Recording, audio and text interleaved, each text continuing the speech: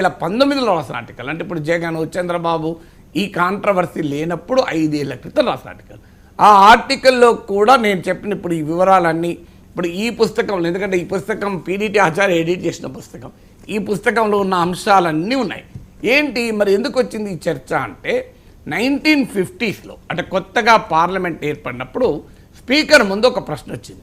ఆ ప్రశ్న ఏంటంటే 3 రకాల నిర్ణయాలు తీసుకోవాల్సి వచ్చింది. ఒకటి, సభలో సమయం ఎవరికి ఎంత కేటాయించాలి. 2, రూమ్స్, సభలో రూమ్స్ గదులు ఉంటాయి, అందరి గది ఇవ్వగల. నేను కూడా శాసన మండలి సభ్యులు, నాకెవరు గది ఇవ్వలే కదా. సో నా గది ఇవ్వలేదు, కానీ తెలుగుదేశం పార్టీ ప్రధాన ప్రతిపక్షం కనుక ఆ పార్టీకి గది ఇచ్చారు కదా.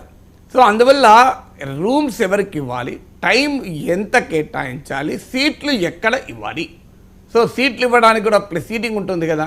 సో ఈ 3 నిర్ణయాలు తీసుకోవటానికి అప్పుడు 1950 దశకంలో స్పీకర్ ఒక ప్రొసీజర్ను పెట్టాడు. ఆ ప్రొసీజర్ ఏంటంటే పార్లమెంటరీ పార్టీగా గుర్తింపు.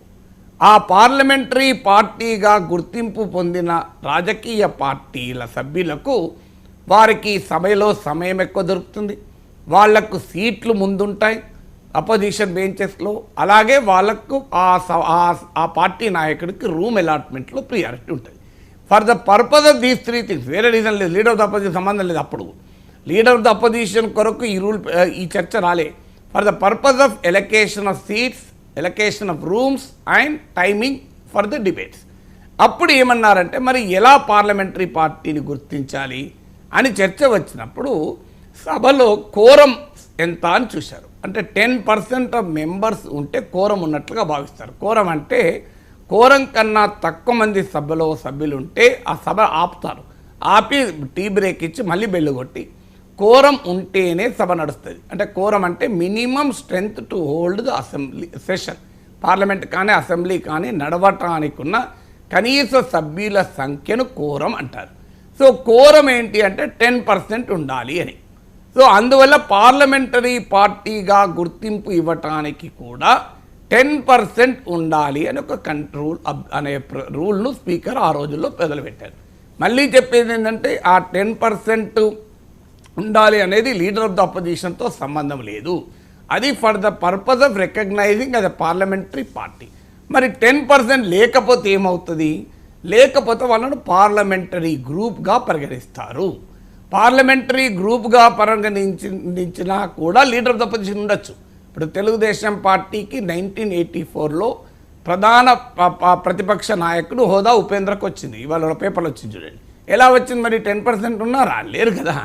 అయినా పార్లమెంటరీ గ్రూప్గా గుర్తించినా కూడా ప్రధాన ప్రతిపక్ష హోదా వచ్చింది.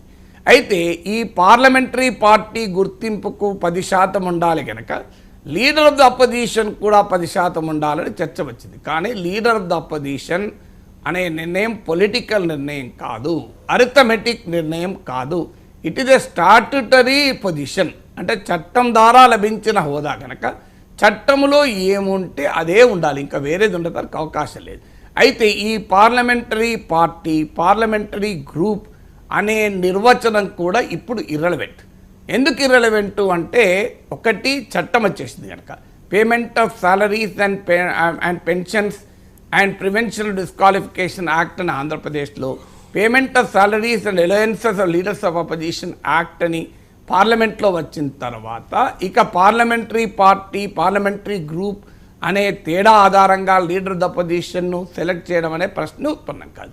అసలు ఈ పార్లమెంటరీ పార్టీ, పార్లమెంటరీ గ్రూప్ అనే నిర్వచనం ఇప్పుడు ఇర్రెలవెంట్. ఎందుకు ఇర్రెలవెంట్ అంటే యాంటీ డిఫెక్షన్ లా, ఫిరాయింపు నిరోధక చట్టం రాజ్యాంగంలో 10వ షెడ్యూల్ 10th షెడ్యూల్ ఇంట్రడ్యూస్ చేశాక 10th schedule of the constitution మొదటిసారిగా రాజకీయ పార్టీకి నిర్వచనం ఇచ్చేసింది. రాజకీయ పార్టీ అంటే అంతకుముందు స్పీకర్ రూలింగ్ ఇచ్చినట్లు 10% సభ్యులున్న పార్టీనే రాజకీయ పార్టీగా గుర్తించలేదు.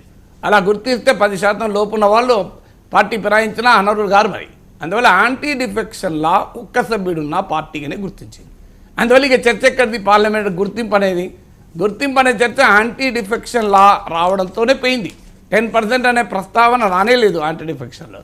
యాంటీ డిఫెక్షన్ లాలో ఒక్క సభ్యుడున్నది పొలిటికల్ పార్టీయే. అందువల్ల ఇప్పుడు 10% సభ్యులు ఉండాలి, అట్లయితేనే leader of the opposition status ఉంటుంది అని చట్టంలో లేదు, ఎక్కడా లేదు. పోనీ గతంలో ఇప్పుడు ఢిల్లీ ఇందులో కూడా ఉంది. మీకు ఈ practice and procedure of parliament by Kaul and శక్తుల్లో ఉంది. ఢిల్లీలో మీకు 2015లో బీజేపీకి 3 సభ్యులు ఉన్నారు.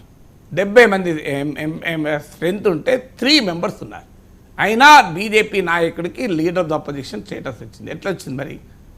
ఓన్లీ 3 మెంబర్స్ ఉన్నా కూడా ఢిల్లీ స్పీకరు 3 సభ్యులున్న భారతీయ జనతా పార్టీ నాయకునికి ప్రధాన ప్రతిపక్ష నేత హోదా ఇచ్చారు. ఏ ప్రాతిపదిక ఇచ్చారంటే సేమ్ చట్టం, నేను ఇప్పుడు ఆంధ్రప్రదేశ్ విషయంలో payment of salaries and pensions act అని ఏదైతే చెప్పానో అది ఢిల్లీ అసెంబ్లీ చేసిన చట్టం కూడా ఉంది. ఇది ప్రతి పార్లమెంట్ చట్టం లాగానే అన్ని అసెంబ్లీలో కూడా చట్టాలు చేశారు. సో ఆ చట్టంలో ఉంది కనుక అక్కడ ఢిల్లీలో స్పీకర్ ఇచ్చారు. మీకు 1994లో పి జనార్దన్ రెడ్డి కాంగ్రెస్ పార్టీ శాసనసభాపక్ష నేతకు ఆ రోజు కాంగ్రెస్ పార్టీకి 26 మంది సభ్యులే ఉన్నారు. అయినా కూడా ప్రధాన ప్రతిపక్ష హోదా ఇచ్చారని నేను జగన్ లేఖలో కూడా ప్రస్తావించారు. 1984లో ఉపేంద్రకు, 1994లో పి జనార్దన్ రెడ్డికి, 2015లో ఢిల్లీలో బీజేపీ నాయకుడికి ఇచ్చిన అంశాలకు కూడా మెన్షన్ చేశారు. అయితే ఈ పుస్తకంలో మాత్రం మీకు ఢిల్లీ ఒక్కటే మెన్షన్ చేశారు. సో ఇంత క్లియర్గా ఉండగా ఇంకా వివాదం ఏంటి? మిడిమిడి జ్ఞానంతో మీడియాలో ఉన్న పాక్షిక దృష్టితో మనం ఏ పార్టీకి అనుకూలం ఉంటే ఆ పార్టీకి అనుకూలంగా రాయడం అనేది అది జర్నలిజం దిగజారిన పరిణామాలు. అందువల్ల ఈ పొజిషన్లో జగన్ ఉన్నా, చంద్రబాబు ఉన్నా, పవన్ ఉన్నా, రాహుల్ గాంధీ ఉన్నా విశ్లేషణ ఒకటే ఉండాలి. అందుకే నేను 2019లో కూడా ఇవన్నీ చెప్పాను. ఈ బుక్ తీసుకొచ్చి చూపెట్టి చెప్పినప్పుడు కూడా అఫ్కోర్స్ అప్పుడు ఈ ఎడిషన్ కాక అంతకు ముందు ఎడిషన్ ఉండే 2019 అనుకుంటా నాకు గుర్తు. సో ఇవన్నీ 10 సార్లు చెప్పాము ఇప్పటికీ. But still people want to not read the law చట్టం చదవకుండా చేసేటువంటి ఆర్గ్యుమెంట్లు అవి. Right sir. ఇప్పుడు చట్టంలో ఎక్కడా లేదు 10% ఉంటే కానీ ప్రధాన ప్రతిపక్ష హోదా ఇవ్వాలి అని చెప్పేసి స్పీకర్కి ఒక లేఖ రాశారు. సో స్పీకర్ ఒక నిర్ణయం తీసుకోకపోతే, చట్టంలో లేదు కాబట్టి సానుకూలంగా జగన్ ఎక్స్పెక్ట్ చేస్తున్నట్టు ఒక నిర్ణయం తీసుకోకపోతే వైసీపీ ఏం చేయాలి? స్పీకర్ నిర్ణయం తీసుకోకపోతే స్పీకర్ చట్టాన్ని ఉల్లంఘించినట్టే. అందుకే అనేది ఇదే పుస్తకంలో మీరు పేజ్ నెంబర్ మీరు 147 to 150 చదవండి. ఇది క్లియర్గా ఉంది. It is a statutory position. Leader of the opposition అనేది స్పీకర్ దయాదాక్షిణ్యాలతో ముఖ్యమంత్రి ఉదార ఉదయంతో ఇచ్చేటువంటి హోదా కాదు. అది చట్టరీత్యా సంక్రమించే ఒక పార్లమెంటరీ స్టేటస్. అందువల్ల ఇక్కడ స్పీకర్ నా ఇష్టం అనే అవకాశమే లేదు. బికాజ్ ఇట్ ఇస్ ఎ లాకు స్పీకర్కు డిస్క్రిప్షన్ ఉండదు. ఇంతకుముందు చెప్పింది అదే. లా లేనప్పుడు డిస్క్రిప్షన్ ఉంటుంది స్పీకర్. ఇట్ ఇస్ ఎ లా. నేను లాలో స్పీకరే వయలేట్ చేస్తానని నేను అనుకోను. ఆంధ్రప్రదేశ్ రాష్ట్ర శాసనసభ గౌరవ స్పీకర్. చట్టం తెలియదని కానీ ఆయన చట్టం ఉల్లంఘిస్తాడని అనుకోను. ఆయన సీనియర్ రాజకీయవేత్త, ఆయనకు సలహా ఇచ్చేటువంటి సీనియర్ అధికారులు ఉంటారు. నేను చదివిన ఈ practice and procedure of parliament by Kaul and Shakdher ఆయన కూడా ఆయన అంత సీనియర్, అనేక సార్లు మంత్రిగా చేశాడు, ఎంపీగా చేశాడు, ఎమ్మెల్యే చేశాడు. ఈ పుస్తకాన్ని 10 సార్లు చదివి ఉంటారు అయ్యన్న పాత్రుడు. నేనన్నా 2 సార్లు 3 సార్లు చదివి ఉంటే. అందువల్ల I don't think that situation arises. అయినా ఒకవేళ అది అలా అయితే అని మనము రాజ్యాంగబద్ధమైన పదవుల్లో ఉన్న వ్యక్తుల వ్యవస్థల పైన ఊహాగానాలు చేయడం సమంజసం కాదు. స్పీకర్ అలా చేస్తే అంటే అలా చేసినప్పుడే మాట్లాడతాను తప్ప అలా చేస్తాడు స్పీకరు, ఆంధ్రప్రదేశ్ శాసనసభ గౌరవ స్పీకరు చట్టాన్ని ఉల్లంఘిస్తాడని ఊహించి దానిపైన వ్యాఖ్యానం చేయడం అనేది సమంజసం కాదు. ఊహించడమే నా నమ్మకం. అందులో ఇంకొకటి చాలా క్లియర్గా అంటే మీరు అన్నది ఆ క్వశ్చన్ మీరు అడగడం కూడా అవసరం. ఎందుకు అవసరము అంటే చట్టంలో ఏముంది అంటే రికగ్నిషన్ స్పీకర్ ఇవ్వాలి. అందుకే నిన్న మాజీ ముఖ్యమంత్రి వైఎస్ జగన్ స్పీకర్కి లెక్క రాశాడు. ఎందుకంటే హోదా ఇవ్వాల్సింది స్పీకరే. మరి హోదా ఇవ్వాల్సింది స్పీకర్ అంటే మీకు పీడీటీ ఆచారి ది వై పత్రికలో ఆ అంశం కూడా ప్రస్తావించాడు. స్పీకర్ అనే వ్యక్తికి ఇక్కడ విచక్షణాధికారం లేదు. స్పీకర్ హోదా ఇవ్వాలి. ఏ ప్రాతిపదిక మీద హోదా ఇవ్వాలి? ఇప్పుడు వైఎస్ఆర్ కాంగ్రెస్ పార్టీ నాయకుడైన నాకు 11 మంది సభ్యులు ఉన్నారు, పలానా చట్టం ప్రకారం నాకు ప్రధాన ప్రతిపక్ష హోదా వస్తుందని జగన్ రాశాడు. నిజంగానే ఈయనకు 11 మంది సభ్యులు ఉన్నారా లేరా చూసుకోవాలంతే. ఇంకేదైనా పార్టీ ఉందా? ఇది మాత్రమే. You should only verify the facts in the letter of a particular party leader. ఇప్పుడు లేదని ఇంకో చిన్న పార్టీ అడిగింది అనుకోండి, అయ్యా బాబు నీకు లేదయ్యా, నీకన్నా ఎక్కువ పలానా పార్టీకి ఉందని చెప్పాలి. ఇప్పుడు ఇక్కడ ఆ ప్రశ్న ఉత్పన్నం కాదు కదా, ఒకటే పార్టీ కదా అధికార కూటమి కాంది. ఇక కూటమిలో ఉన్న మరో పార్టీ